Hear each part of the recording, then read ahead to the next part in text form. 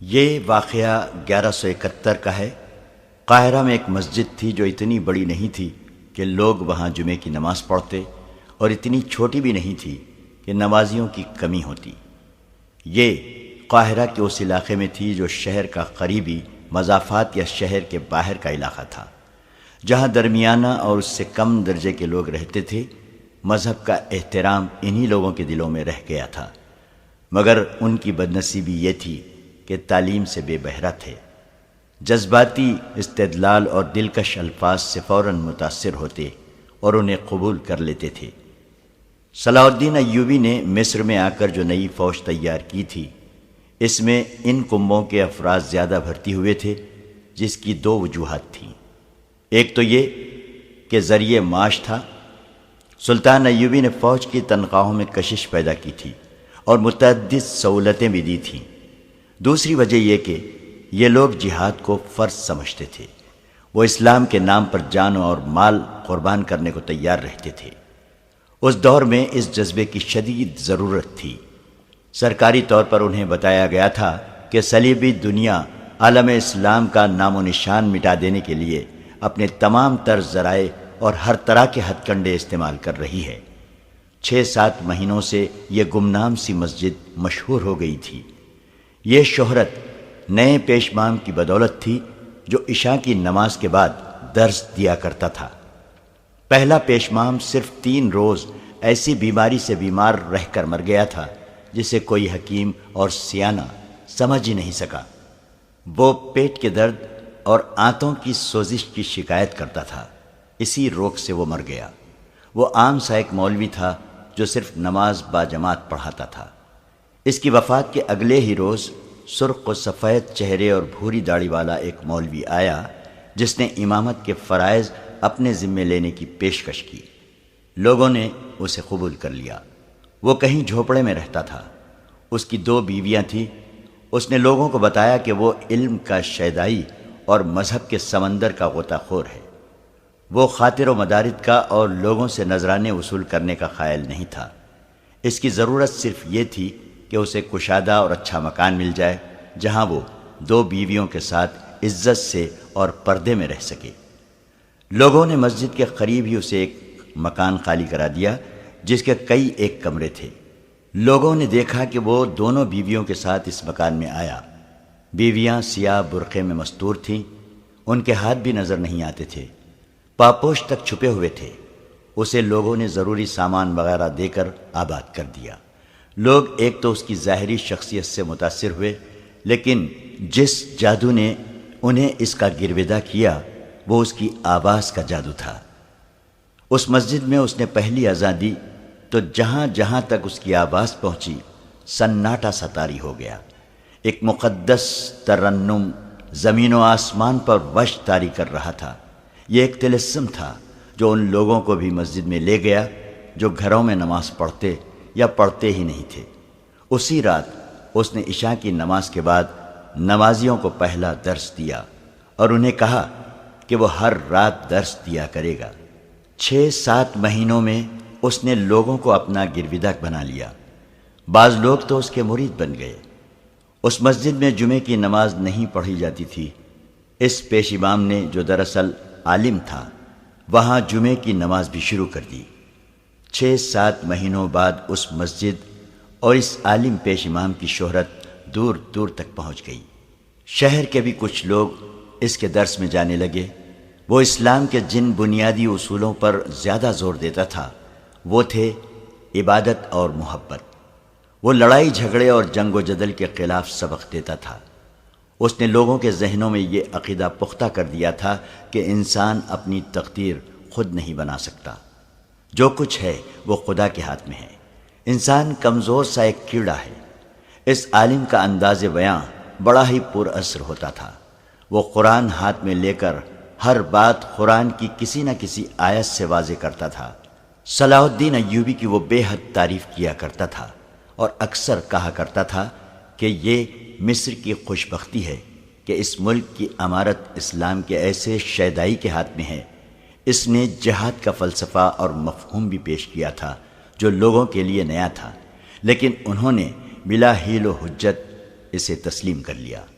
ایک رات عشاء کی نماز کے بعد وہ اپنا درس شروع کرنے لگا تو ایک آدمی نے اٹھ کر عرض کی، عالم عالی مقام، خدا آپ کے علم کی روشنی جنات تک اور اس مخلوق تک بھی پہنچائے جو ہمیں نظر نہیں آتی۔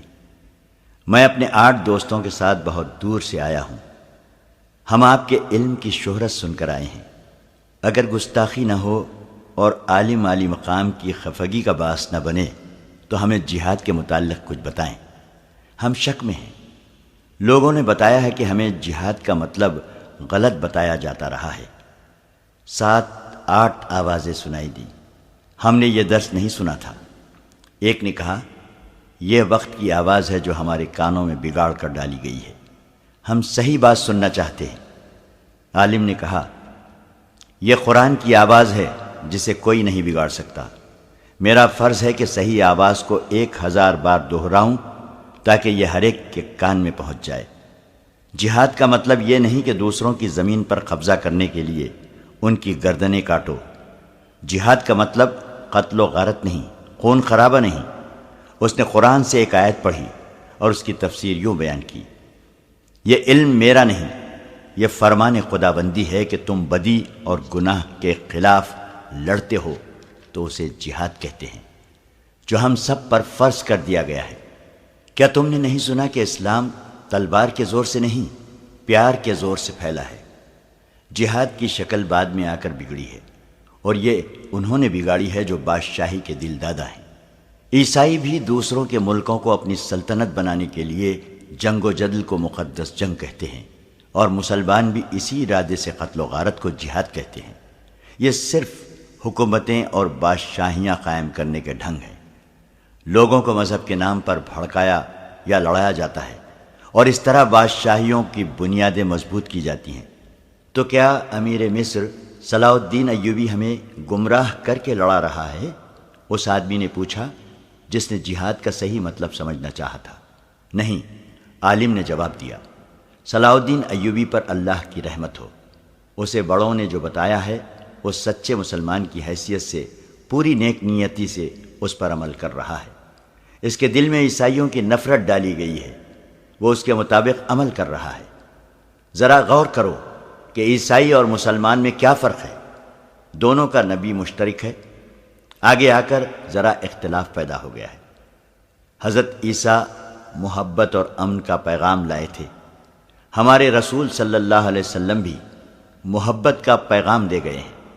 پھر تلوار اور ذرہ بختر کہاں سے آ گئی؟ یہ ان لوگوں کی لائی ہوئی چیزیں ہیں جو خدا کی اتنی پیاری زمین پر، جس پر صرف اسی کی ذات باری کی حکمرانی ہے، وہ اپنی حکومت قائم کرتے ہیں اور خدا کے بندوں کو اپنا غلام بناتے ہیں۔ میں امیر مصر کے دربار میں حاضری دوں گا اور اس کی خدمت اقدس میں جہاد کا صحیح نقطۂ نظر واضح کروں گا۔ امیر مصر صلاح الدین ایوبی نے صحیح جہاد شروع کر رکھا ہے جو جہالت اور بے علمی کے خلاف ہے۔ اس نے خطبے سے خلیفہ کا نام نکال کر بہت بڑا جہاد کیا ہے۔ اس نے مدرسے کھول کر بھی جہاد کیا ہے، لیکن مدرسوں میں یہ خرابی ہے کہ جہاں مذہب اور معاشرت کی تعلیم دی جاتی ہے وہاں عسکری تربیت بھی دی جاتی ہے۔ بچوں کو خدا کے نام پر غارت گری کے سبق دیے جاتے ہیں، انہیں تیغ زنی اور تیر اندازی بھی سکھائی جاتی ہے۔ جب تم اپنے بچوں کے ہاتھوں میں تلوار اور تیر کمان دو گے تو انہیں یہ بھی بتاؤ گے کہ ان سے وہ کیسے ہلاک کریں۔ ظاہر ہے کہ تم انہیں کچھ انسان دکھاؤ گے اور کہو گے کہ وہ تمہارے دشمن ہیں، انہیں ہلاک کرو۔ عالم کی آواز میں ایسا تاثر تھا اور اس کے دلائل میں اتنی کشش تھی کہ سننے والے مسحور ہوتے جا رہے تھے۔ اس نے کہا، اپنے بچوں کو دوزخ کی آگ سے بچاؤ، اس کے ساتھ تم بھی دوزخ میں جاؤ گے، کیونکہ اپنے بچوں کو غلط راستے پر ڈالنے والے تم تھے۔ تمہیں جنت میں اپنے بادشاہ اور فوجوں کے سالار نہیں لے جائیں گے، پیش امام اور وہ عالم دین لے جائیں گے جن کے ہاتھ میں مذہب اور علم کی قندیل تھی۔ تم دنیا میں ان کے پیچھے چلو گے تو وہ روز قیامت میں بھی تمہیں اپنے پیچھے جنت میں لے جائیں گے۔ روز قیامت جس کے ہاتھ انسان کے خون سے لال ہوں گے، اسے ساری عمر کے اچھے اعمال اور ساری عمر کی نمازوں کے باوجود دوزخ میں ڈال دیا جائے گا۔ ایک نقطہ اور سمجھ لو، تم زکوٰۃ بیت المال کو دیتے ہو، بیت المال حاکم وقت کا ہوتا ہے، زکوٰۃ غریبوں اور ناداروں کا حق ہے، حاکم وقت غریب اور نادار نہیں ہوتا۔ تمہاری زکوٰۃ جو بیت المال میں جاتی ہے اس سے گھوڑے اور ہتھیار خریدے جاتے ہیں جو انسانوں کو ہلاک کرنے کے کام آتے ہیں، لہذا جو فرض ادا کر کے تم جنت میں جا سکتے ہو وہ فرض ادا کر کے بھی تم دوزخ میں ٹھکانہ بناتے ہو، لہذا زکوٰۃ بیت المال میں نہ دو۔ عالم نے موضوع بدلا اور کہا، بہت سی باتیں عام ذہن کے انسانوں کی سمجھ میں نہیں آتی، انہیں بتاتا بھی کوئی نہیں۔ کیا تم نہیں دیکھتے کہ تمہارے اندر ایک ایسی حیوانی جذبہ ہے؟ کیا تم عورت کی ضرورت محسوس نہیں کرتے؟ کیا یہی جذبہ نہیں ہے جو تمہیں بدکاری کے اڈوں پر لے جاتا ہے؟ یہ جذبہ خدا نے خود پیدا کیا ہے، یہ کسی انسان کا پیدا کردہ نہیں، تم اس کی تسکین کر سکتے ہو۔ اس لیے خدا نے تمہیں حکم دیا ہے کہ بیک وقت گھر میں 4 بیویاں رکھو۔ اگر تم غریب ہو اور ایک بیوی بھی نہیں لا سکتے تو کسی عورت کو اجرت دے کر اس حیوانی جذبے کی تسکین کر سکتے ہو جو تم میں خدا نے پیدا کیا ہے، اور انسان اسی جذبے کی پیداوار ہے۔ مگر بدی سے بچو، 1 2 2 3 3 4 4 بیویاں گھر میں رکھو، ان بیویوں کو اور اپنی بیٹیوں کو گھروں میں چھپا کر رکھو۔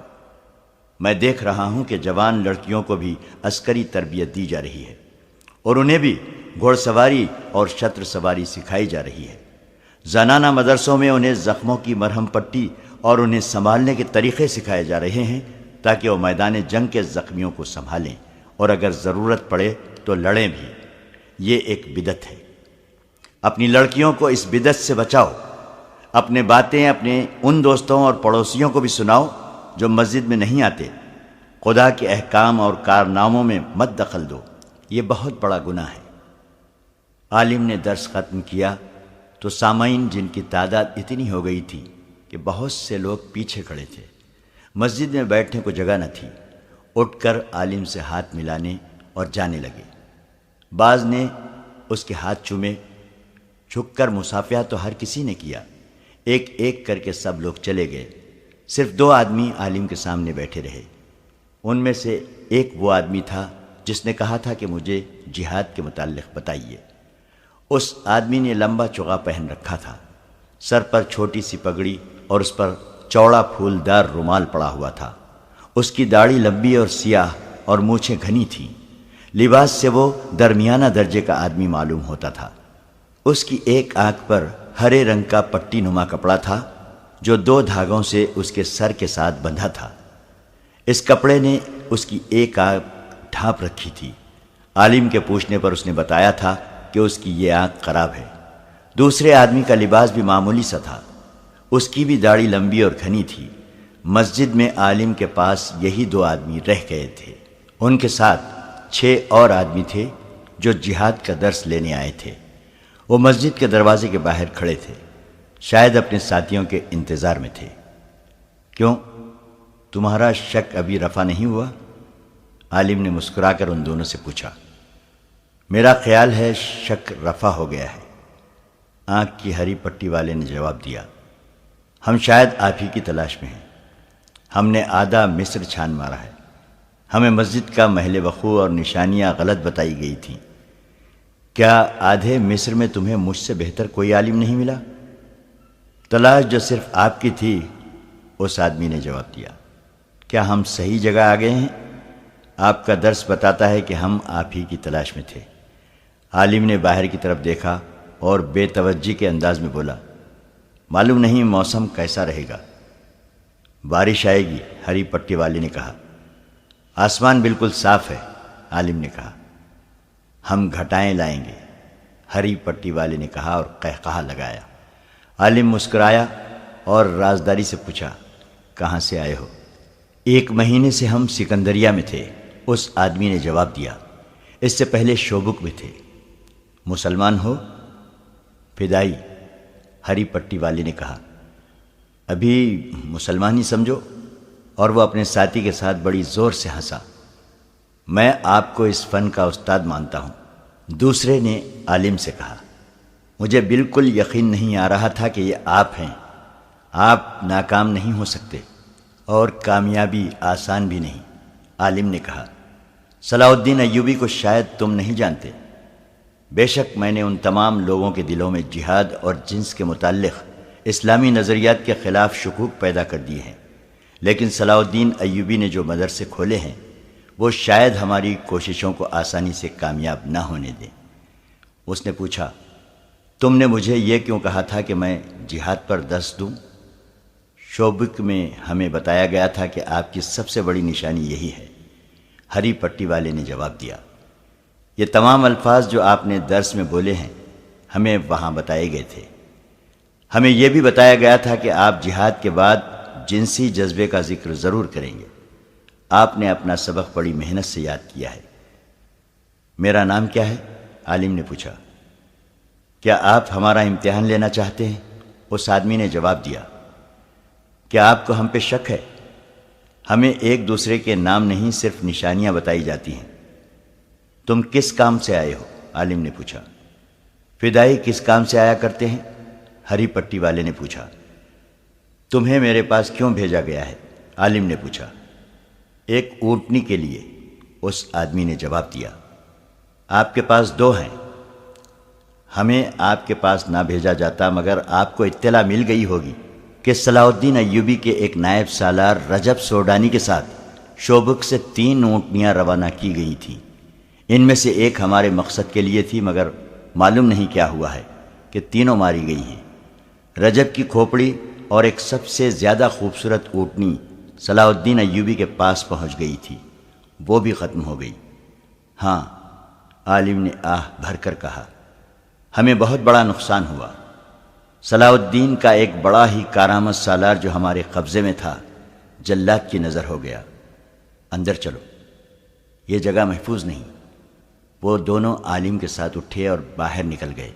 باہر جو 6 آدمی کھڑے تھے وہ اندھیرے میں بکھر گئے۔ وہ اب عالم کے گھر میں داخل ہوئے۔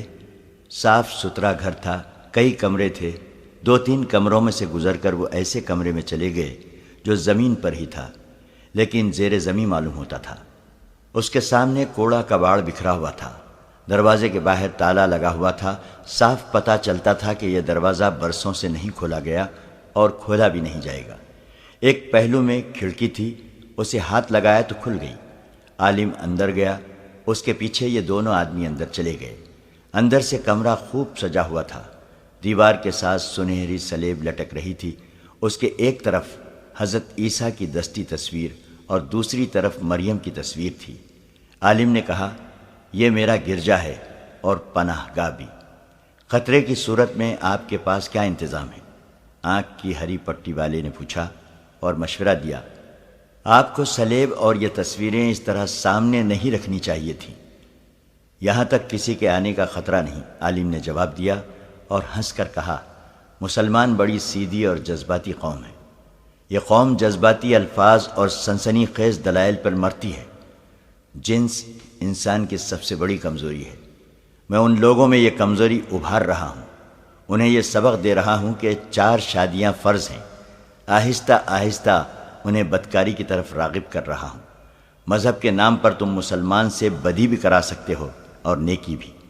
ہاتھ میں قرآن دیکھ کر بات کرو تو یہ لوگ احمقانہ باتوں کے بھی قائل ہو جاتے ہیں اور جھوٹ کو بھی سچ مان لیتے ہیں۔ میرا تجربہ کامیاب ہے۔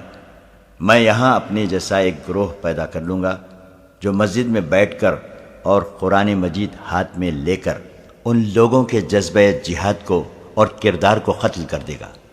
عورت کے متعلق میں ان لوگوں کے نظریات بدل رہا ہوں۔ صلاح الدین نے عورتوں کو بھی عسکری تربیت دینی شروع کر دی ہے۔ میں انہیں بتا رہا ہوں کہ عورت کو گھر میں قید رکھو۔ میں اس قوم کی نصف آبادی کو بیکار کر دوں گا۔ فوج کے خلاف نفرت پیدا کرنا ضروری ہے۔ ہری پٹی والے کے ساتھی نے کہا، صلاح الدین ایوبی نے یہی کمال کر دکھایا ہے کہ قوم اور فوج کو ایک کر دیا ہے۔ وہ اس وقت اعلان کر دے کہ یروشلم فتح کرنا ہے تو مصر کی ساری آبادی اس کے ساتھ چل پڑے گی، لیکن وہ ایسا کرے گا نہیں۔ عالم نے کہا، وہ دانشمند ہے، وہ جذباتی لوگوں کو پسند نہیں کرتا۔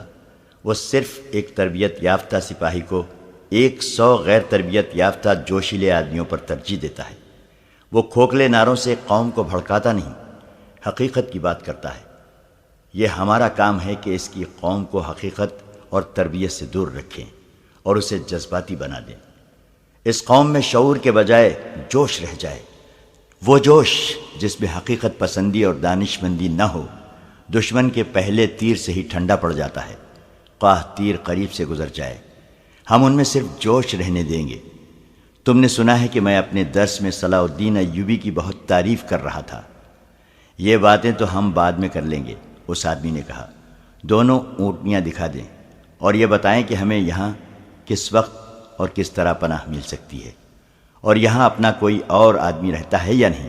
نہیں، عالم نے جواب دیا، یہاں اور کوئی نہیں رہتا۔ ان کے درمیان کوئی شک و شبہ نہیں رہا تھا، وہ خفیہ الفاظ میں ایک دوسرے کو پہچان چکے تھے۔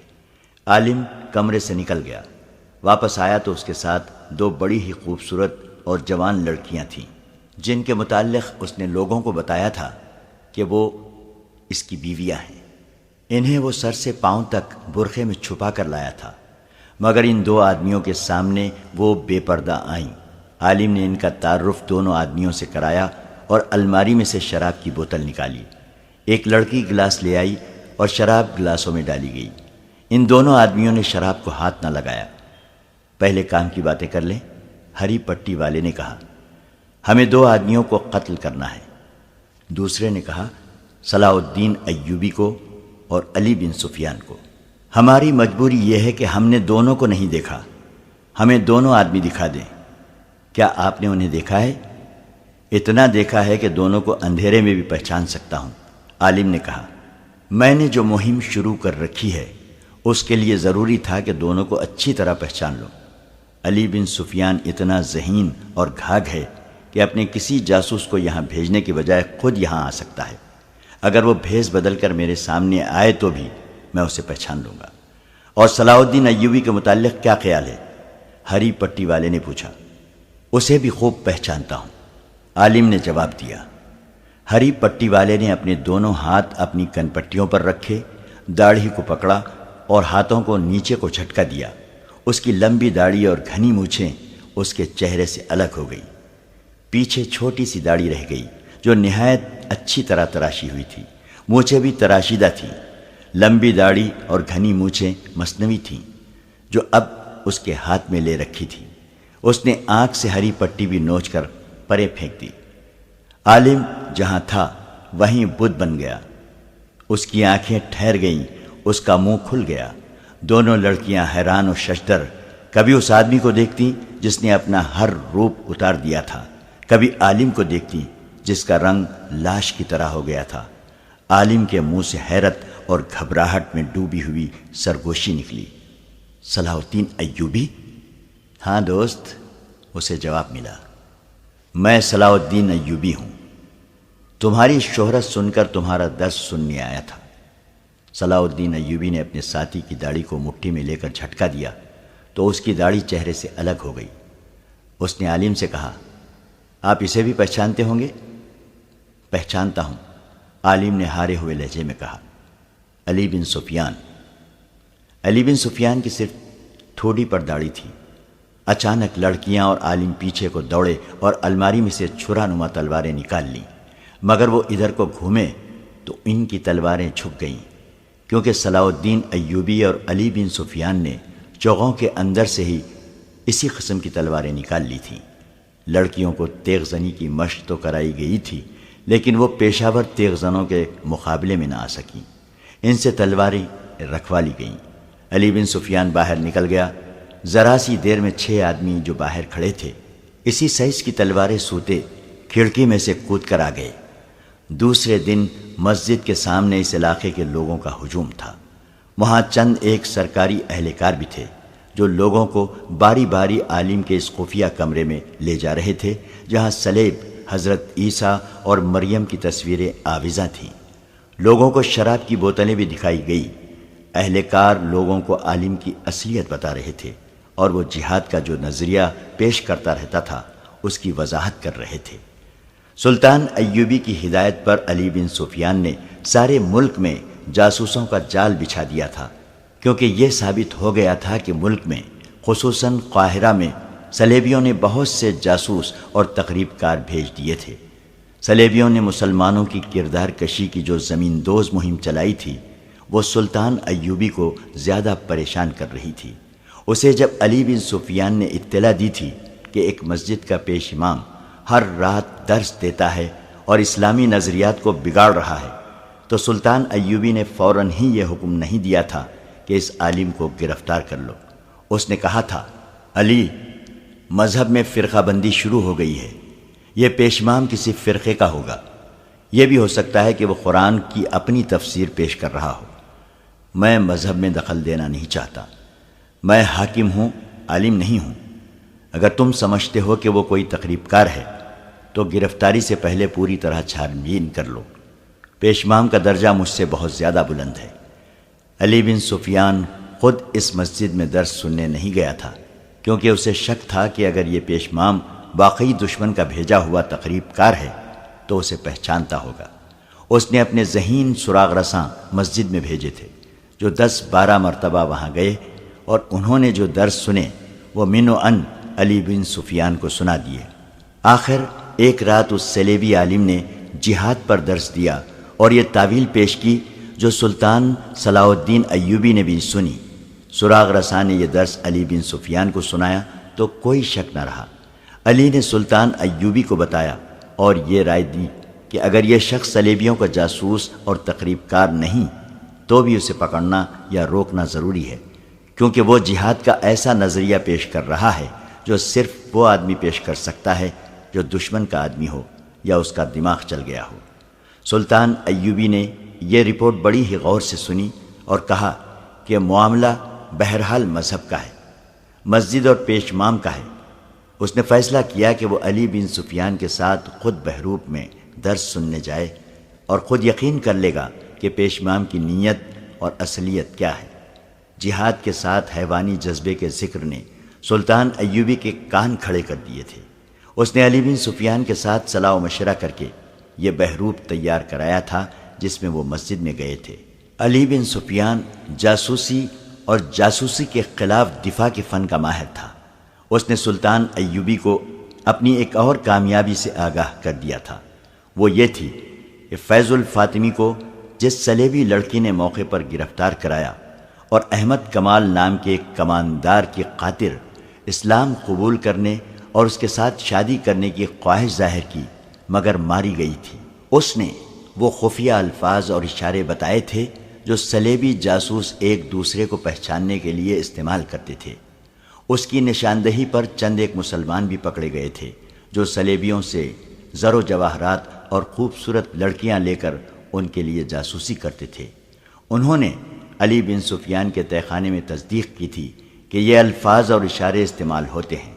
اشارے یہ تھے کہ جاسوس جو ایک دوسرے سے پہلی بار ملتے اور ایک دوسرے کے متعلق یقین کرنا چاہتے تھے، ان میں سے ایک آسمان کی طرف دیکھ کر کہتا تھا، معلوم نہیں موسم کیسا رہے گا۔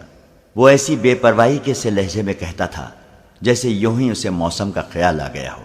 دوسرا کہتا تھا، بارش آئے گی۔ اسے جواب ملتا تھا، آسمان بالکل صاف ہے۔ اور دوسرا کہتا تھا، ہم گھٹائیں لائیں گے۔ اور وہ قہقہہ لگاتا تھا۔ قہقہے کی ضرورت یہ ہوتی تھی کہ یہ مکالمہ کوئی اور سن لے یا دوسرا آدمی جاسوس نہ ہو تو وہ یہ سمجھے کہ اس آدمی نے مذاق کیا ہے۔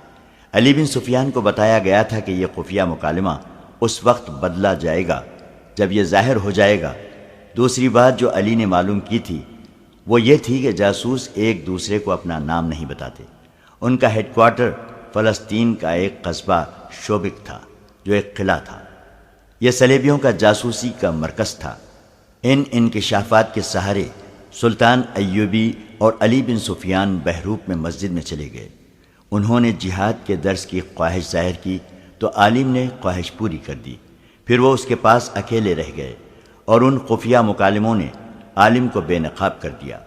اس نے بعد میں بیان دیا تھا کہ وہ اتنا کچا جاسوس نہیں تھا کہ وہ اجنبی آدمیوں کے آگے اپنا آپ ظاہر کر دیتا۔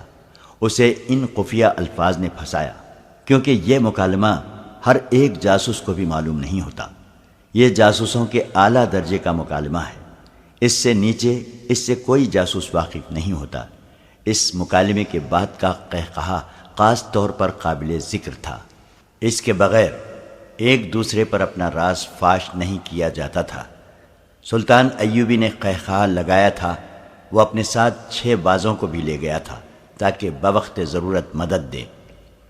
علی بن سفیان نے اس جاسوس کو اور دونوں لڑکیوں کو اپنے تہہ خانے میں بند کر دیا اور سب سے پہلے اس علاقے میں جا کر تفتیش کی کہ یہ شخص اس مسجد پر قابض کس طرح ہوا اور اس سے پہلے وہ جس جھونپڑے میں رہتا تھا وہ اسے کس نے دیا تھا۔ وہاں کے مختلف لوگوں نے جو بیان دیے ان سے پتہ چلا کہ یہ شخص 2 بیویوں کے ساتھ اس آبادی میں آیا۔ پہلے ایک آدمی کے گھر مہمان رہا۔ جب لوگوں نے دیکھا کہ یہ تو کوئی عالم فاضل ہے تو انہوں نے اسے یہ جھونپڑا دے دیا۔ وہ اس مسجد میں نماز پڑھنے جایا کرتا تھا۔ وہاں بہت مدت سے ایک پیش امام تھا۔ یہ شخص پیش امام کا مرید بن گیا۔ 15-16 روز بعد پیش امام نے مسجد میں ہی پیٹ درد کی شکایت کی۔ یہ شکایت اتنی تیزی سے بڑھی کہ اس کے بعد پیش امام مسجد میں نہ آ سکا۔ حکیموں نے گھر جا کر دیکھا، دوائیاں دیں، مگر وہ تیسرے روز مر گیا۔ اس کے بعد اس عالم نے لوگوں سے بات کر کے مسجد سنبھال لی۔ اس نے ایسا تاثر پیدا کیا کہ لوگ اس کے عقیدت مند ہو گئے اور اس کی ضرورت کے مطابق اسے مکان دے دیا۔ علی بن سفیان کے پوچھنے پر لوگوں نے اسے بتایا کہ انہوں نے کئی بار اس شخص کو پیش امام کے لیے کھانا لے جاتے دیکھا تھا۔ علی بن سفیان جان گیا کہ پیش امام کو اس آدمی نے زہر دیا ہے اور اسے راستے سے ہٹا کر مسجد پر قبضہ کیا تھا، اور اس جاسوس کے گھر کی تلاشی میں بہت سے ہتھیار برآمد ہوئے تھے جو مختلف جگہوں میں چھپائے ہوئے تھے۔ وہاں سے زہر بھی برآمد ہوا۔ وہ ایک کتے کو دیا گیا تو کتا 3 دن بے چین رہا اور گرتا اور اٹھتا رہا۔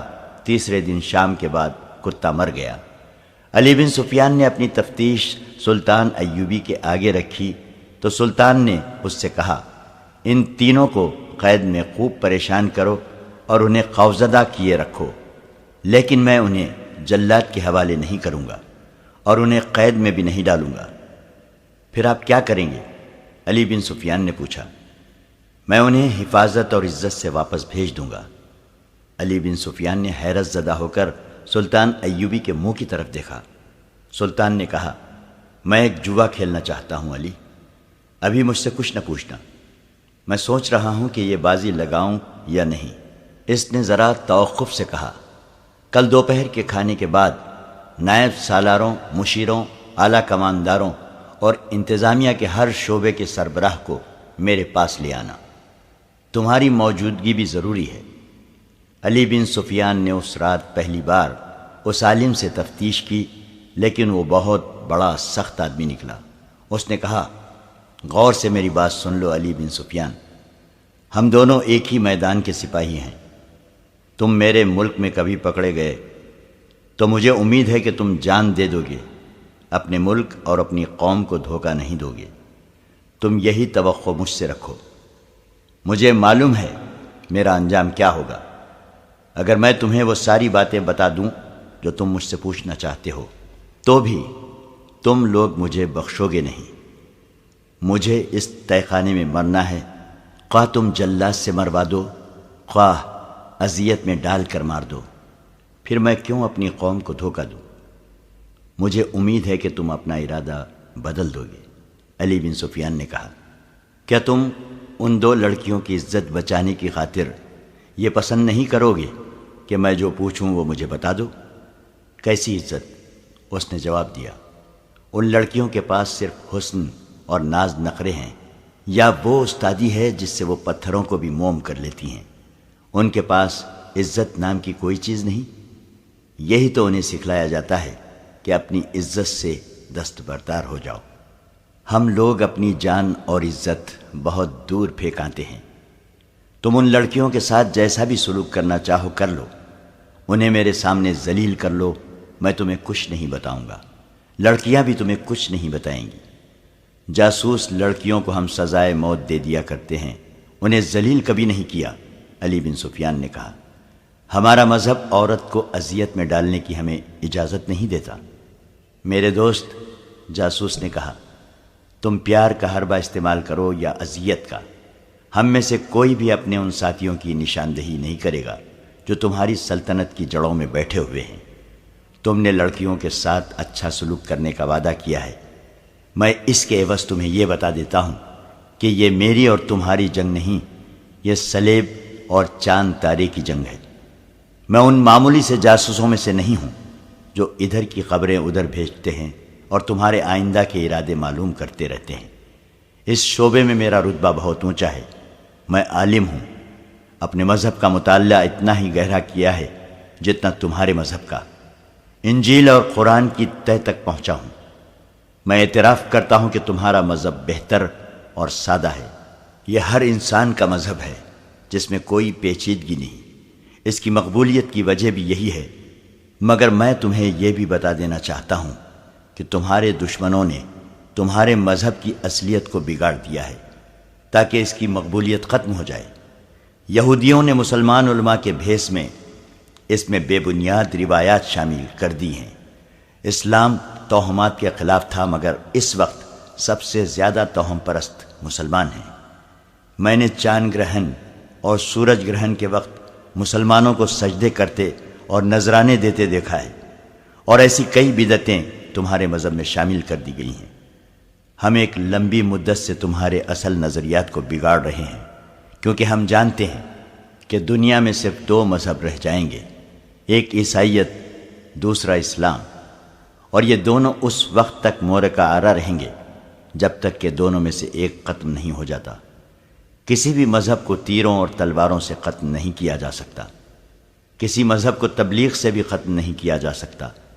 اس کا یہی ایک طریقہ ہے جو میں نے اختیار کیا تھا۔ میں تمہیں یہ بتا دیتا ہوں کہ اس مہم میں میں اکیلا نہیں ہوں، پورا ایک گروہ تمہارے نظریات پر حملہ آور ہوا ہے۔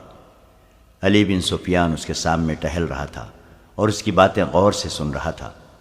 اس نے عالم جاسوس کے پاؤں میں بیڑیاں اور ہاتھوں میں ہتھکڑیاں ڈال رکھی تھیں۔ اس کا ارادہ تو یہ تھا کہ اس جاسوس کو بھی ہر جاسوس کی طرح اذیتوں کے ساتھ اسی مرحلے میں سے گزارے گا جہاں کسی بھی لمحے جاسوس سارے راز اگل دیتے ہیں۔ لیکن اس نے قید خانے کے ایک محافظ کو بلا کر اس آدمی کی بیڑیاں اور ہتھکڑیاں کھلوا دیں اور اس کے لیے پانی اور کھانا منگوایا۔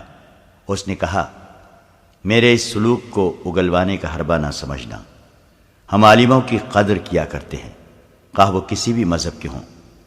میں تم سے کچھ نہیں پوچھوں گا، جو کچھ بتانا پسند کرتے ہو بتا دو، اور میں تمہاری قدر کرتا ہوں علی۔ عالم جاسوس نے کہا، میں نے تمہاری بہت تعریف سنی ہے، تم میں فن کا کمال بھی ہے اور جذبے کی حرارت بھی۔ تمہارے لیے سب سے بڑا اعزاز اور کیا ہو سکتا ہے کہ صلیبی بادشاہ تمہیں قتل کرانا چاہتے ہیں۔ اس کا مطلب یہ ہے کہ تم صلاح الدین ایوبی اور نور الدین زنگی کے ہم پلہ ہو۔ میں تمہیں بتا رہا تھا کہ میں نے علم سے یہ حاصل کیا ہے کہ کسی قوم کے تہذیب و تمدن اور مذہب کو بگاڑ دو تو فوجوں کے حملے اور جنگ و جدل کی ضرورت باقی نہیں رہتی۔ کسی قوم کو مارنا ہو تو اس میں جنسی آگ بھڑکا دو۔ یقین نہ آئے تو اپنے مسلمان حکمرانوں کی حالت دیکھ لو۔ تمہارے رسول صلی اللہ علیہ وسلم نے کہا تھا کہ نفس کو مارو کہ یہی تباہی کی جڑ ہے۔ تمہاری قوم نے اس پر کب تک عمل کیا؟ رسول اللہ صلی اللہ علیہ وسلم کی زندگی تک یہودیوں نے اپنی حسین لڑکیوں سے تمہاری قوم کو بھڑکایا۔ آج تمہاری قوم نفس کی غلام ہو گئی ہے۔ تم میں جس کے پاس دولت آ جاتی ہے وہ سب سے پہلے حرم کو عورتوں سے بھرتا ہے۔ ہر مسلمان خواہ وہ غریب ہی ہو 4 بیویاں ضرور رکھنا چاہتا ہے۔ یہودیوں نے مولویوں کے روپ میں تمہاری نظریات میں جنسیت ڈال دی ہے۔ اگر اپنے رسول صلی اللہ علیہ وسلم کی ہدایت پر مسلمان عمل پیرا رہتے تو میں یہ یقین سے کہہ سکتا ہوں کہ آج دنیا کا 3/4 حصہ مسلمان ہوتا، مگر اب یہ حال ہے کہ 3/4 مسلمان برائے نام مسلمان ہیں، اور تمہاری سلطنت سکڑتی سمٹتی چلی جا رہی ہے۔ تم نہیں سمجھتے کہ یہ اس حملے کا نتیجہ ہے جو مجھ جیسے عالموں نے تمہارے مذہب اور تہذیب و تمدن پر کیا ہے؟ میرے دوست، یہ حملے جاری رہیں گے۔ میں پیشن گوئی کر سکتا ہوں کہ ایک روز اسلام اس دنیا میں نہیں ہوگا۔ اگر ہوگا تو وہ ایک فرسودہ نظریے کی شکل میں موجود رہے گا، اور اس کے پیروکار جنسی لذت میں مست ہوں گے۔ ہر کوئی صلاح الدین اور نور الدین نہیں بن سکتا؟ انہیں کل پرسوں مر جانا ہے۔ ان کے بعد جو آئیں گے انہیں ہم نفس پرستی میں مبتلا کر دیں گے۔ مجھے قتل کر دو، میری مہم کو قتل نہیں کر سکو گے۔ انسانوں کے مر جانے سے مقاصد نہیں مر جایا کرتے۔ میری جگہ کوئی اور آئے گا، ہم اسلام کو ختم کر کے یا اپنا غلام بنا کر دم لیں گے۔ اب چاہو تو مجھے جلاد کے حوالے کر سکتے ہو، میں اور کچھ نہیں بتاؤں گا۔ علی بن سفیان نے اس سے اور پوچھا بھی کچھ نہیں۔ وہ غالباً سوچ رہا تھا کہ اس کا کام کس قدر دشوار اور کتنا نازک ہے۔ اس صلیبی تقریب کار نے جو کچھ کہا سچ تھا۔ وہ دیکھ رہا تھا کہ قوم میں اخلاقی تباہی کے جراثیم پیدا ہو چکے ہیں۔ عرب کے عمرا وزراء تو پوری طرح تباہ ہو چکے تھے۔ صلاح الدین ایوبی میدان جنگ میں صلیبیوں کو شکست دے کر سلطنت اسلامیہ کو وسیع تر کرنے کے خواب دیکھ رہا تھا، مگر صلیبیوں نے ایسے پہلو سے حملہ کیا تھا جسے روکنا سلطان ایوبی کے بس سے باہر نظر آتا تھا۔ علی بن سفیان عالم جاسوس کی کوٹری بند کرا کے ان کوٹریوں کے سامنے جا کھڑا ہوا جن میں 2 لڑکیاں قید تھیں۔ وہ ایک کوٹری کھلوا کر اندر چلا گیا۔ لڑکی فرش پر بیٹھی تھی، اسے دیکھ کر اٹھ کھڑی ہوئی۔ علی اسے خاموشی سے دیکھتا رہا اور کچھ کہے بغیر باہر نکل آیا۔ اگلے روز دوپہر کے کھانے کے بعد فوج اور انتظامیہ کے تمام حاکم اور عہدیدار اس کمرے میں جمع تھے جہاں صلاح الدین ایوبی انہیں احکامات اور ہدایات دیا کرتا تھا۔ ان سب کو پتہ چل چکا تھا کہ ایک جاسوس 2 لڑکیوں کے ہمراہ پکڑا گیا ہے۔ وہ آپس میں چیمہ گوئیاں کر رہے تھے کہ سلطان ایوبی آ گیا۔ اس نے سب کو گہری نظر سے یوں دیکھا جیسے ان میں سے کسی کو تلاش کر رہا ہو۔ میرے عزیز ساتھیو، اس نے کہا، آپ نے سن لیا ہوگا کہ ہم نے ایک مسجد سے ایک صلیبی کو پکڑا ہے جو وہاں باقاعدہ امام بنا ہوا تھا۔ اس نے تفصیل سے بتایا کہ اسے کس طرح پکڑا گیا ہے، پھر انہیں وہ باتیں سنائیں جو جاسوس نے علی بن سفیان کے ساتھ قید خانے میں کی تھیں۔ علی بن سفیان یہ باتیں سلطان ایوبی کو سنا چکا تھا۔ صلاح الدین ایوبی نے کہا، میں نے آپ کو یہ واز سنانے کے لیے نہیں بلایا کہ جاسوسوں اور تقریب کاروں سے بچو۔ میں آپ کو یہ بھی نہیں کہوں گا کہ اسلام کے دشمنوں کے ساتھ دوستی کرنے والا جہنم میں جائے گا۔ میں صرف یہ کہوں گا کہ کفار کے ساتھ دوستی کرنے والے کے لیے میں یہ دنیا جہنم بنا دوں گا۔ میں اب کسی غدار کو سزائے موت نہیں دوں گا۔ موت نجات کا ذریعہ ہے۔ میں نے اب غدار کے لیے یہ سزا مقرر کی ہے کہ اس کے گلے میں رسی ڈال کر ایک تختی آگے اور ایک پیچھے لٹکا کر اسے ہر روز بازاروں میں گھما پھرا کر چوک میں کھڑا کر دیا جائے گا۔ تختیوں پر لکھا ہوگا، میں غدار ہوں۔ اسے ہر روز صبح سے شام کھڑا رکھا جائے گا تاکہ وہ بھوکا پیاسا مر جائے گا اور اس کی لاش شہر سے باہر پھینک دی جائے گی۔ اس کے لواحقین کو اجازت نہیں دی جائے گی کہ اس کا جنازہ پڑھیں یا اسے دفن کریں۔ لیکن میرے عزیز دوستو، اس سے دشمن کا کچھ نہیں بگڑے گا۔ وہ ایک اور غدار پیدا کر لے گا۔ جب تک اس کے پاس عورت کی بے حیائی اور زر و جواہرات کی فراوانی اور ہمارے پاس ایمان کی کمی ہے، وہ غدار پیدا کرتا رہے گا۔ کیا یہ آپ کی غیرت کے لیے چیلنج نہیں کہ آپ کا دشمن آپ کی مسجد میں بیٹھ کر، آپ کا قرآن ہاتھ میں لے کر، آپ کے رسول صلی اللہ علیہ وسلم کے فرمان کو مسخ کرے؟ اس پہلو پر بھی غور کریں کہ صلیبی جو لڑکیاں یہاں جاسوسی کے لیے اور ہماری قوم کی کردار کشی کے لیے بھیج رہے ہیں، ان میں بہت سی لڑکیاں مسلمانوں کی بچیاں ہیں جنہیں ان کفار نے قافلوں سے اغوا کیا اور انہیں بدکاری کی شرمناک تربیت دے کر جاسوسی کے لیے تیار کیا ہے۔ فلسطین کفار کے قبضے میں ہے۔ وہاں مسلمانوں پر جو ظلم و تشدد ہو رہا ہے وہ مختصراً یہ ہے کہ صلیبی ان کے گھروں کو لوٹتے رہتے ہیں۔ وہ فریاد کرتے ہیں تو قید خانوں میں ڈال دیا جاتا ہے۔ ان کی کمسن بچیوں کو غائب کر دیا جاتا ہے۔ ان میں جو غیر معمولی طور پر خوبصورت ہوتی ہیں ان کے ذہنوں سے مذہب اور قومیت نکال دی جاتی ہے اور انہیں بے حیائی کی تربیت دے کر، مردوں کو انگلیوں پر نچانا سکھا کر، انہیں مسلمانوں کے علاقوں میں جاسوسی اور تخریب کاری کے لیے بھیج دیا جاتا ہے۔ اس گروہ میں ان کی اپنی لڑکیاں بھی ہوتی ہیں، ان میں تو شرم و حجاب اور عصمت کی کوئی قدر ہی نہیں۔ وہ مسلمان بچیوں کو بھی بدی کے لیے استعمال کرتے ہیں۔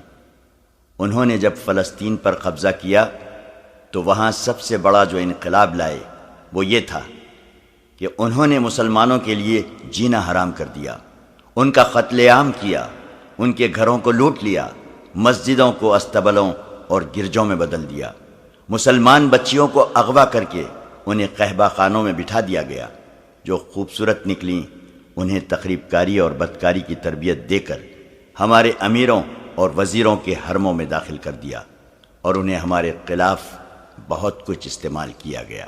مسلمان گھروں کی بچیوں کے گلوں میں انہوں نے سلیب لٹکا دی۔ مسلمان جو فلسطین سے بھاگے اور ہمارے پاس پناہ لینے کے لیے قافلہ در قافلہ چلے، انہیں راستے میں شہید کر دیا گیا۔ ہماری بہنوں اور بیٹیوں کی آبرو ریزی سر عام ہوئی۔ اور میرے کلمہ گو بھائیوں، یہ سلسلہ رکا نہیں، ابھی تک جاری ہے۔ صلیبیوں کا مقصد صرف یہ ہے کہ اسلام کا کوئی نام لیوا زندہ نہ رہے اور مسلمان لڑکیاں عیسائیوں کو جنم دیں۔ ہم سب پر اللہ کی لعنت برس رہی ہے۔ ہم اپنے ان مسلمان بھائیوں اور ان کی بچیوں کو فراموش کیے بیٹھے ہیں جو وہاں ذلت اور مظلومیت کی زندگی بسر کر رہے ہیں۔ اس سے بڑا گناہ اور کیا ہو سکتا ہے کہ ہم ان شہیدوں کو بھی فراموش کیے بیٹھے ہیں جو صلیبیوں کی بربریت کا شکار ہوئے۔ میں آپ کو کوئی حکم دینے سے پہلے آپ سے پوچھتا ہوں کہ اس صورتحال میں ہمیں کیا کرنا چاہیے۔ آپ میں تجربے کار فوجی ہیں اور انتظامیہ کے حاکم بھی۔ پرانی عمر کا ایک کماندار اٹھا، اس نے کہا، امیر مصر، ہمیں آپ کے حکم کی ضرورت ہی کیا ہے؟ یہ حکم خداوندی ہے کہ تمہارے پڑوس میں مسلمان نسل پر ظلم ہو رہا ہو اور وہاں کے مسلمان خدا کو مدد کے لیے پکار رہے ہوں، تو ہم پر فرض عائد ہوتا ہے کہ اس ملک پر فوج کشی کر کے اپنے کلمہ گو بھائیوں کو نجات دلائیں۔ ہمیں فلسطین پر فوج کشی کرنی چاہیے۔ نائب سالار کے رتبے کے ایک اور شخص نے اٹھ کر جوش سے کہا، کفار پر فوج کشی سے پہلے آپ ان مسلمان حاکموں اور امراء پر فوج کشی کریں جو در پردہ کفار کے ہاتھ مضبوط کر رہے ہیں۔ ہمارے لیے یہ صورتحال باعث شرم ہے کہ ہماری صفوں میں غدار بھی ہیں۔ فیض الفاطمی کے رتبے کا آدمی غدار ہو سکتا ہے تو چھوٹے عہدوں پر کیا بھروسہ کیا جا سکتا ہے؟ ایک مسلمان بچی کی آبرو ریزی کا انتقام لینے کے لیے ساری قوم کو فنا ہو جانا چاہیے، مگر یہاں ہماری ایک پوری نسل کی آبرو ریزی ہو رہی ہے اور ہم سوچ رہے ہیں کہ ہمیں کیا کرنا چاہیے۔ صلیبیوں نے ہماری بچیوں کو بدکاری کے لیے تیار کیا اور ہم سے ان کے ساتھ بدکاری کرا رہے ہیں۔ محترم امیر، اگر میں جذباتی نہیں ہو گیا ہوں تو مجھے یہ تجویز پیش کرنے کی اجازت دیں کہ ہمیں فلسطین لینا ہے۔ صلیبیوں نے ہمارے قبلہ اول کو بدکاری کا مرکز بنا دیا ہے۔ ایک اور آدمی اٹھا، لیکن سلطان ایوبی نے ہاتھ کے اشارے سے اسے بٹھا دیا اور کہا، میں یہی سننا چاہتا تھا۔ آپ میں سے جو میرے قریب رہتے ہیں جانتے ہیں کہ میرا اولین ہدف فلسطین ہے۔ میں مصر کی عمارت کے فرائض سنبھالتے ہی فلسطین پر حملہ کرنا چاہتا تھا، مگر 2 سال سے زیادہ عرصہ گزر گیا۔ ایمان فروشوں نے مجھے مصر میں ایسا الجھایا ہے جیسے میں دلدل میں پھنس گیا ہوں۔ ذرا ان 2 سالوں کے واقعات پر غور کریں۔ آپ صلیبی تقریب کاروں اور غداروں کے خلاف لڑ رہے ہیں۔ سوڈانیوں کو ہمارے خلاف لڑانے والے ہم میں سے ہی ہیں۔ سوڈانی حبشیوں سے مصر پر حملہ کرانے والے ہمارے اپنے سالار اور کماندار تھے۔ وہ اس قومی خزانے سے تنخواہ لیتے تھے جس میں قوم کا پیسہ ہے اور جس میں خدا کے نام پر دی ہوئی زکوٰۃ کا پیسہ ہے۔ میں نے اس امید پر 2 سال گزار دیے ہیں کہ میں جاسوسوں، انہیں پناہ اور مدد دینے والوں اور ایمان فروشوں کو ختم کر کے فلسطین پر حملہ کروں گا، لیکن میں اس نتیجے پر پہنچا ہوں کہ تخریب کاری کا یہ سلسلہ کبھی ختم نہ ہوگا۔ کیوں نہ اس چشمے کو جا کر بند کیا جائے جہاں اسلام دشمنی کے سامان پیدا کیے جاتے ہیں۔ ہم صلیبیوں کو خود موقع دے رہے ہیں کہ وہ ہماری صفوں میں غدار پیدا کریں۔ میں نے آپ کو آج اس لیے بلایا ہے کہ فلسطین پر حملے میں اب زیادہ تاخیر نہیں ہوگی۔ فوج کی جنگی مشقیں اور تربیت تیز کر دو، مجاہدین کو لمبے عرصے کا محاصرہ کرنے کی مشق کراؤ۔ مجھے ترک اور شامی دستوں پر پورا اعتماد ہے۔ مصریوں اور وفادار سوڈانیوں میں جذبہ پیدا اور پختہ کرنے کی ضرورت ہے۔ ان میں دشمن کے خلاف قہر، غضب پیدا کر دو۔ یہ اسی صورت میں ممکن ہوگا کہ ان میں غیرت پیدا کرو اور انہیں بتاؤ کہ وہ تمہاری بہنیں اور بیٹیاں ہیں جو صلیبیوں کی درندگی کا شکار ہو رہی ہیں۔ آپ میں انتظامیہ کے جو حضرات ہیں ان کے ذمے یہ فرض ہے کہ وہ مسجدوں کے پیش اماموں سے کہیں کہ لوگوں پر جہاد کی غرض و عافیت واضح کریں اور نو عمر لڑکوں میں عسکری خیالات پیدا کریں۔ کوئی بھی پیش امام یا خطیب اسلامی نظریات کو غلطی سے یا دانستہ غلط رنگ میں پیش کرتا ہے، اسے امامت کے فرائض سے سبکدوش کر دے۔ اگر کردار مضبوط ہو تو کوئی کشش اور کوئی انگیخت گمراہ نہیں کر سکتی۔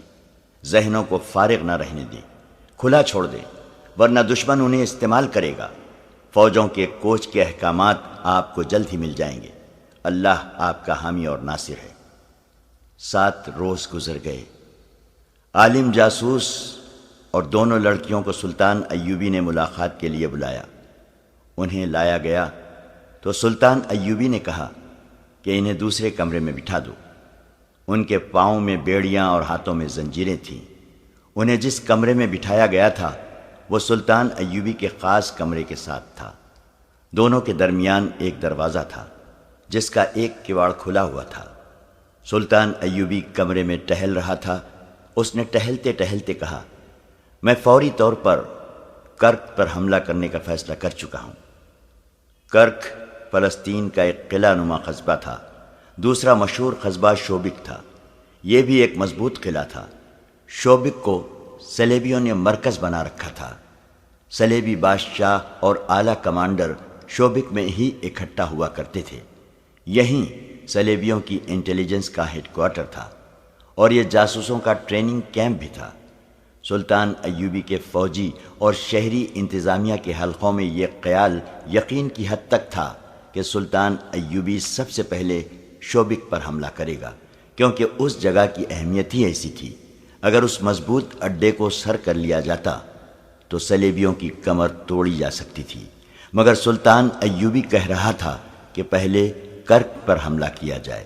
یہ تو ثانوی اہمیت کی جگہ تھی۔ ایک نائب سالار نے کہا، محترم، آپ کا حکم سر آنکھوں پر۔ میری ناقص رائے یہ ہے کہ پہلے شوبک سر کر لیا جائے۔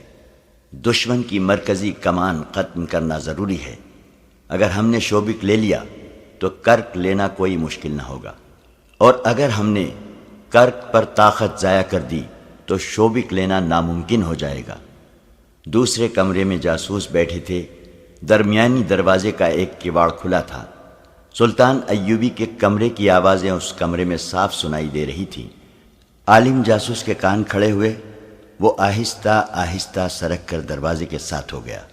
اس وقت سلطان ایوبی کہہ رہا تھا، میں درجہ بدرجہ پیش قدمی کرنا چاہتا ہوں۔ کرک شوبک کی نسبت آسان شکار ہے۔ میں اس پر قبضہ کر کے اس سے اڈا بنا لوں گا۔ کمک منگوا کر اور فوج کو کچھ آرام دے کر پوری تیاری کے بعد شوبک پر حملہ کر دوں گا۔ اس قصبے کا دفاع ہمارے جاسوسوں کے کہنے کے مطابق اتنا مضبوط ہے کہ ہمیں لمبے عرصے تک اسے محاصرے میں رکھنا پڑے گا، اور میرا خیال ہے کہ کرک پر ہمارا زیادہ وقت ضائع نہیں ہوگا۔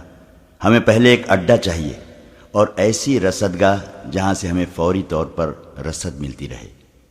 عالم جاسوس دروازے کے ساتھ بیٹھا سن رہا تھا۔ دونوں لڑکیاں بھی اس کے پاس آ بیٹھیں۔ علی بن سفیان نے بھی دھیان نہ دیا کہ ایسی راز کی باتیں جاسوسوں کے کانوں میں پہنچ رہی ہیں۔ ہو سکتا ہے کہ سلطان ایوبی اور علی بن سفیان نے اس لیے احتیاط نہ کی ہو کہ ان جاسوسوں کو شوبک واپس تھوڑے ہی جانا تھا۔ انہیں تو ساری عمر قید میں گزارنی تھی یا جلاد کے ہاتھوں مرنا تھا۔ عالم جاسوس نے لڑکیوں سے سرگوشی میں کہا، کاش ہم میں سے کوئی ایک یہاں سے نکل سکے اور صلاح الدین ایوبی کے اس ارادے کی اطلاع شوبک اور کرک تک پہنچا دے۔ یہ کتنا قیمتی راز ہے، اگر پہلے ہی وہاں پہنچا دیا جائے تو مسلمانوں کی فوج کو کرک کے راستے میں ہی لڑائی میں الجھا کر اس کی طاقت ختم کی جا سکتی ہے۔ ان کا حملہ کرک سے دور ہی پسپائی میں بدلا جا سکتا ہے۔ ہمیں مکمل رازداری کی ضرورت ہے۔ سلطان ایوبی اپنے کمرے میں ٹہلتے ہوئے کہہ رہا تھا، اگر صلیبیوں کو ہمارے حملے کی خبر قبل از وقت ہو گئی تو ہم کرک تک نہیں پہنچ سکیں گے، وہ ہمارے راستے روک لیں گے۔ ہمارے لیے خطرہ یہ ہے کہ صلیبیوں کے مقابلے میں ہماری فوج بہت کم ہے۔ صلیبیوں کی نفری زیادہ ہونے کے علاوہ ان کے گھوڑے اور ہتھیار ہم سے بہتر ہیں، اور وہ ذرا بختر بھی پہنتے ہیں۔ اس سے ہمارے تیر انداز بیکار ثابت ہوئے ہیں۔ میں چاہتا ہوں کہ صلیبیوں کو بے خبری میں جالوں تاکہ انہیں کھلے میدان میں لڑنے کا موقع نہ ملے۔ اگر وہ کھلے میدان میں لڑے تو ہمارے عقب میں آ کر وہ ہماری رسد کا نظام روک دیں گے۔ اس کا نتیجہ پسپائی اور شکست کے سوا اور کچھ نہ ہوگا۔ میں وہ راستہ اختیار کروں گا جو جاریف کے ٹیلوں سے گزرتا ہے۔ یہ بڑا وسیع اور عریض علاقہ ہے۔ مجھے خطرہ صرف یہ نظر آ رہا ہے کہ صلیبی راستے میں آ کر لڑے تو ہمیں شکست کے لیے تیار رہنا چاہیے۔ اس کا علاج یہ ہے کہ فوج کو 3-4 حصوں میں تقسیم کر کے صرف رات کے وقت کوچ کرایا جائے، دن کے وقت کوئی حرکت نہ کی جائے۔ علی بن سفیان نے کہا، راستے میں کوئی بھی اجنبی آدمی یا قافلہ نظر آئے اسے روک لیا جائے اور کرک تک پہنچنے تک اسے اپنے ساتھ رکھا جائے۔ جاسوسی کے خلاف یہی اقدام کارگر ہو سکتا ہے۔ اس وقت جب عالم جاسوس اور 2 لڑکیاں سلطان ایوبی کی زبان سے اس قدر نازک اور اہم منصوبہ سن رہی تھیں، شوبک کے قلعے میں صلیبیوں کی اہم شخصیتوں اور کمانڈروں کی کانفرنس بیٹھی ہوئی تھی۔ وہ لوگ پریشان سے تھے۔ ان میں حاتم الاکبر نام کا ایک مصری مسلمان بھی بیٹھا تھا۔ وہ انہیں یہ خبریں تفصیل سے سنا چکا تھا کہ خلیفہ العاضد معزولی کے بعد مر چکا ہے۔ مصر اب بغداد کے خلیفہ کے تحت آ گیا ہے اور صلیبیوں کا وفادار مسلمان نائب سالار رجب پراسرار طریقے سے مارا جا چکا ہے۔ وہ جن 3 لڑکیوں کو شوبک سے لے گیا تھا وہ ماری جا چکی ہیں، اور صلیبیوں کا ایک اور وفادار مسلمان فوجی حاکم فیض الفاطمی بھی جلاد کے ہاتھوں مروا دیا گیا ہے۔ اب حاتم الاکبر نے انہیں یہ خبر بد سنائی کہ جس عالم جاسوس کو 2 لڑکیوں کے ساتھ قاہرہ بھیجا گیا تھا وہ عین اس وقت لڑکیوں سمیت گرفتار ہو گیا ہے جب اس کا مشن کامیاب ہو رہا تھا۔ یہ ثبوت ہے کہ صلاح الدین ایوبی کا سراغ رسانی کا نظام بہت ہوشیار ہے۔ کوناڈ نے کہا۔ کوناڈ صلیبیوں کا مشہور حکمران اور فوجی کمانڈر تھا۔ اس نے کہا، ان لڑکیوں کو وہاں سے آزاد کرانا ممکن نہیں۔ نہایت اچھی لڑکیاں ضائع ہوتی جا رہی ہیں۔ صلیب کی خاطر ہمیں یہ قربانی دینی پڑے گی۔ صلیبیوں کے ایک اور بادشاہ اور فوجی کمانڈر گے اف لوزنیانان نے کہا، ہمیں بھی مرنا ہے۔ ہمارے جو آدمی پکڑے گئے ہیں انہیں بھول جاؤ، ان کی جگہ اور آدمی بھیجو۔ یہ 2 لڑکیاں کہاں سے آئی تھیں؟ اس نے پوچھا۔ اور وہ 3 لڑکیاں کون تھیں جو رجب کے ساتھ ماری گئی تھی؟ ان میں 2 عیسائی تھیں۔ ان کے انٹیلیجنس کے سربراہ نے جواب دیا۔ دونوں اطالوی تھیں اور 3 مسلمان تھیں۔ انہیں بچپن میں اڑا لیا گیا تھا۔ بہت خوبصورت تھیں۔ جوانی تک انہیں یاد نہیں رہا تھا کہ وہ مسلمان تھیں۔ ہم نے انہیں بچپن میں ہی اس فن کی تربیت دینی شروع کر دی تھی۔ یہ شک نہیں کیا جا سکتا تھا کہ انہیں چونکہ معلوم تھا کہ وہ مسلمان ہیں، اس لیے انہوں نے ہمیں دھوکہ دیا۔ مسلمان تھی تو کیا؟ کوناڈ نے کہا، اور حاتم الاکبر کی طرف اشارہ کر کے کہا، ہمارا پیارا دوست حاتم بھی تو مسلمان ہے، کیا اسے اپنے مذہب کا پاس نہیں؟ اس نے شراب کا گلاس حاتم کے ہاتھ میں دے کر کہا، حاتم جانتا ہے کہ صلاح الدین ایوبی مصر کو غلامی کی زنجیروں میں جکڑنا چاہتا ہے اور وہ اسلام کے نام پر کھیل رہا ہے۔ ہم مصر کو آزاد کرانا چاہتے ہیں۔ اس کا طریقہ یہی ہے کہ سلطان صلاح الدین ایوبی کو مصر میں چین سے بیٹھنے نہ دیا جائے۔ حاتم الاکبر صلیبیوں کی شراب میں بدمست اس کی تائید میں سر ہلا رہا تھا۔ اس نے کہا، میں اب وہاں ایسا انتظام کروں گا کہ آپ کا کوئی آدمی وہاں پکڑا نہیں جائے گا۔ اگر ہم مصر میں یہ زمین دوز گڑبڑ جاری نہ رکھتے تو صلاح الدین ہم پر کبھی کا حملہ کر چکا ہوتا۔ ایک صلیبی کمانڈر نے کہا، یہ ہماری کامیابی ہے کہ ہم اس کی طاقت اس کے اپنے آدمیوں پر ضائع کر رہے ہیں؟ کیا اس کے اور علی بن سفیان کے خاتمے کا ابھی کوئی انتظام نہیں ہوا؟ کوناڑ نے پوچھا۔ کئی بار ہو چکا ہے، انٹیلیجنس کے سربراہ نے کہا، لیکن کامیابی نہیں ہوئی۔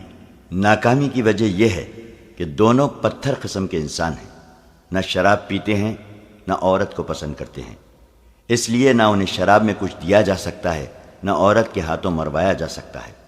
اب کامیابی کی توقع ہے۔ ایوبی کے باڈی گارڈز میں 4 آدمی فدائی ہیں، انہیں میں نے بڑی چابک دستی سے وہاں تک پہنچایا ہے۔ جب بھی موقع ملا وہ دونوں کو یا ایک کو ختم کر دیں گے۔ کیا ہمارے ہاں ایوبی کے بھیجے ہوئے جاسوس ہیں؟ گے آف لوزینان نے پوچھا۔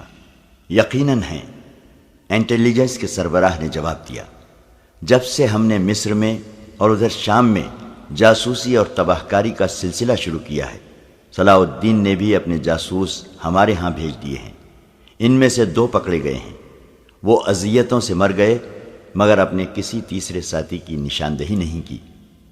ان کی کامیابی کس حد تک ہے؟ بہت حد تک، دوسرے نے جواب دیا۔ کرک میں ہماری رصدگاہ کو جو آگ لگی تھی، جس میں آدھی رسد جل گئی اور 11 گھوڑے زندہ جل گئے تھے، وہ ایوبی کے تباہ کار جاسوسوں کا کام تھا۔ میں آپ کو یہ بھی بتا سکتا ہوں کہ ہماری جنگی کیفیت اور اہلیت کی پوری معلومات صلاح الدین ایوبی کو ملتی رہتی ہیں۔ اس کے جاسوسوں کو خراج تحسین پیش کرتا ہوں کہ جان پر کھیل جاتے ہیں اور کام پوری دیانتداری سے کرتے ہیں۔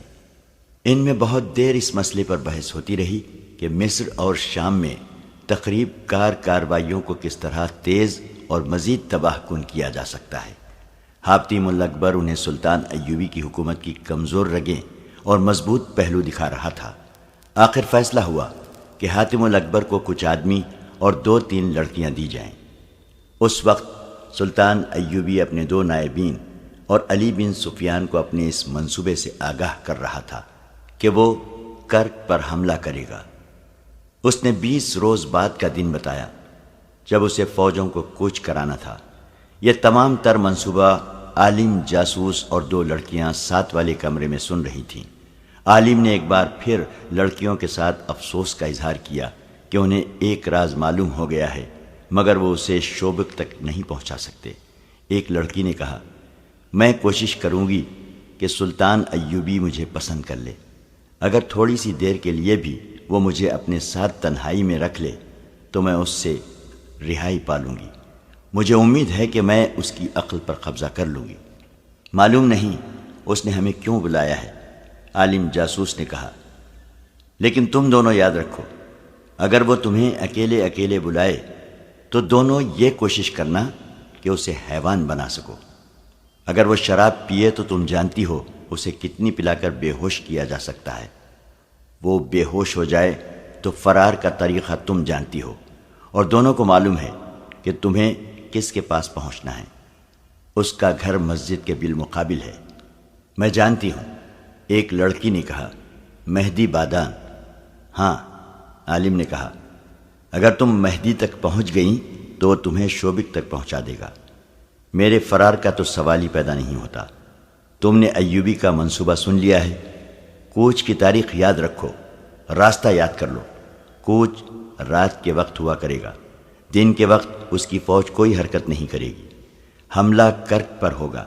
مجھے امید ہے کہ یہ اطلاع قبل از وقت پہنچ گئی تو ہماری فوج ایوبی کو راستے میں روک لے گی۔